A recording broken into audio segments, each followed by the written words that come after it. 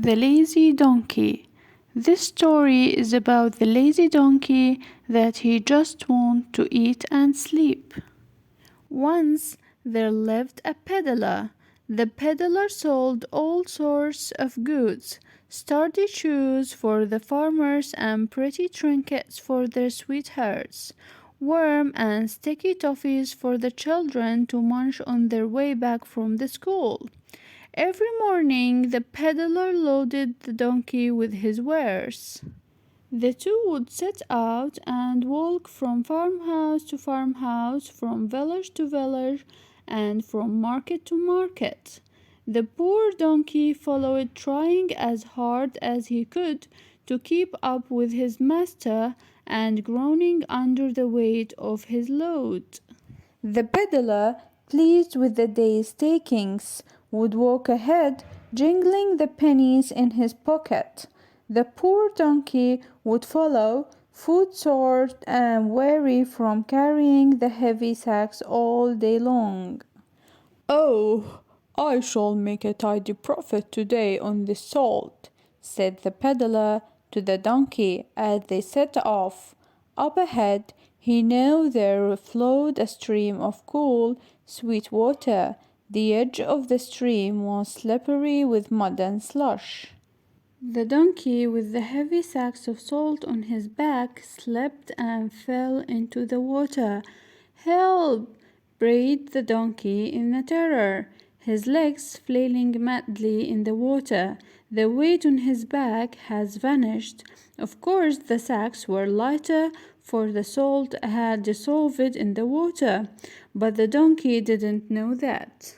"Every time it gets too much for me, all I have to do is to pretend to fall into a stream and my load will lessen by magic." Next morning the peddler loaded the monkey again, this time with bales of cloth that he wanted to sell at the next village. "Be careful today, monkey," he said as they set off. "I must earn double today or we go to bed hungry tonight."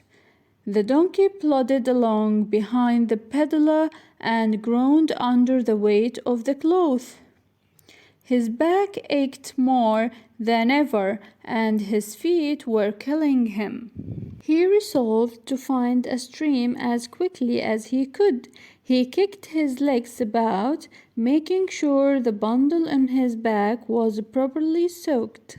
The donkey hurried ahead as though very thirsty, and pretending to sleep fell in. "In a moment my burden will vanish," he told himself, and kicked about some more. But what was happening? Something was wrong.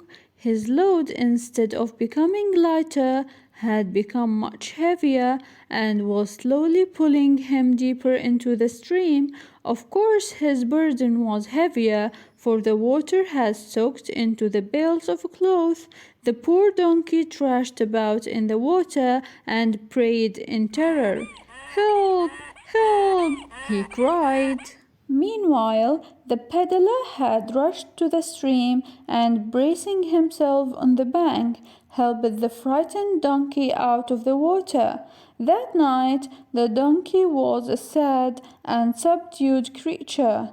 He had to carry the much heavier, soaked and dripping bales of cloth all the way home again. His back was truly aching, and what was worse, he had caught a cold. He sneezed miserably into the straw. The old grey cat looked at him and sighed. "Poor donkey," he said, and slunk off into the night.